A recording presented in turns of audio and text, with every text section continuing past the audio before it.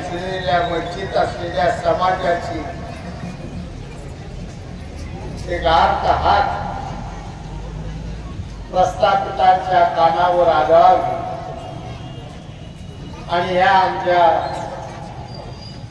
वंचित समाजाला न्याय मिळावा यासाठी त्यांनी लिहिलेली ही एक ओळ आहे. फकीरा एक कादंबरी जरी घेतली मी कमीत कमी 70-80 वेळा वाचले. तुम्ही किती वेळा ती कादंबरी वाचा आणि तरुण मित्रांना मी आवर्जून सांगतो हा प्रयोग करून बघा. पहिल्यांदा तुम्ही फकीरा वाचाल त्यावेळी तुमच्या डोक्यात वेगळा विचार वेगळे सगळे. पुन्हा दुसऱ्या वेळी वाचाल तुम्हाला दुसरा विचार सुचायला लागला आणि दरवेळी अशी उकल होत होत होत कुठंतरी आपल्याला शेवटी असं लक्षात येते की ही कादंबरी एका कुटुंबाची कथा नसून ही संपूर्ण भारत देशाच्या वंचितांची मांडलेली व्यथा आणि कथा आहे ते आपल्या लक्षात येते.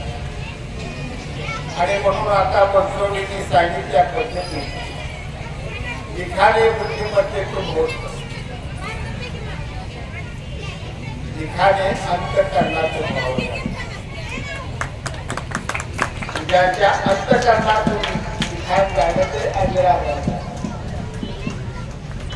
मला फार उदाहरण आहे. तुकोबारायाची गाथा अजरा भरला टोकामाऱ्याची आवक आजरा भरला अण्णा भाऊ साठेंचं संपूर्ण लिखाण आजरा भरलं आणि ते समाजाला दिशा देऊन गेलेलं आहे. एक आपल्या सुचिता स्वाभिमान त्या लिखाणातून जागा केलेला आहे आणि आज आपण त्या स्वाभिमानाला आपल्या छातीला संस्कार